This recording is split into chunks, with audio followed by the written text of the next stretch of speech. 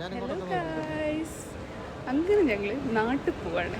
ഈ പ്രാവശ്യം വീട്ടുകാരോട് ആരോടും പറയാണ്ട് സർപ്രൈസ് വിസിറ്റാണ്. സംഗീത് 2.5 കൊല്ലത്തിന് ശേഷം പോവാണ്. Sangeeth, are you excited? ഞാൻ പിന്നെ ഒരു കൊല്ലമായിട്ടുള്ളൂ പോയിട്ട്. അങ്ങനെ ഞങ്ങൾക്ക് ബോർഡിംഗ് പാസ്സൊക്കെ കിട്ടി ഉള്ളിലേക്ക് കയറി.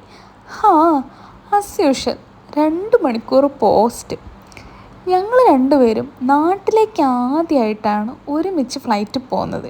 ഇതിനു മുമ്പ് നമ്മൾ ഫ്ലൈറ്റിൽ 1-2 ട്രിപ്പൊക്കെ പോയെങ്കിലും നാട്ടിലേക്ക് ഇതൊരു ആദ്യമായിട്ട് തന്നെയാണ്.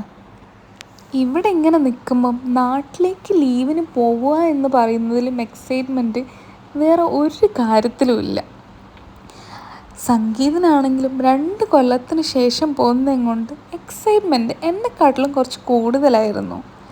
അതിപ്പോൾ ഞങ്ങൾക്ക് മാത്രമല്ലല്ലോ, നമ്മളെ സ്വന്തം നാട്ടിൽ നിന്നും വീട്ടിൽ നിന്നും മാറി നിൽക്കുന്ന ഏതൊരാൾക്കും നമ്മളെ വീടും നമ്മളെ നാടും എത്രത്തോളം ഇമ്പോർട്ടൻസ് ആണെന്നുള്ളത് നമ്മൾ എങ്ങോട്ടെങ്കിലും ഒന്ന് മാറി നിന്നാൽ മാത്രമേ നമുക്ക് മനസ്സിലാവുള്ളൂ. ഞങ്ങൾ ഫ്ലൈറ്റിൽ ഉച്ച സമയത്തായിരുന്നു.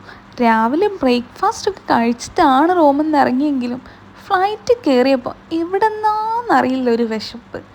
പിന്നെ ഞാൻ അവിടെയുള്ള ഒരു നൂഡിൽസൊക്കെ വാങ്ങി അങ്ങ് അഡ്ജസ്റ്റ് ചെയ്തു. വലിയ ടേസ്റ്റൊന്നും ഉണ്ടായിരുന്നില്ല. പിന്നെ വേറൊന്നും കിട്ടാനില്ലാത്തത് കൊണ്ടും എൻ്റെ വിശപ്പ് കാരണം അതങ്ങ് കഴിച്ചു. നമ്മൾ ഇങ്ങനെ എക്സൈറ്റ്മെൻറ്റായി ഇരിക്കുന്നത് കൊണ്ടാണെന്ന് തോന്നുന്നു ഉറക്കവും വരുന്നില്ല, സമയവും പോകുന്നില്ല. പിന്നെ എങ്ങനെയൊക്കെയോ കുറേ നേരം ഫോണിലൊക്കെ കളിച്ച്.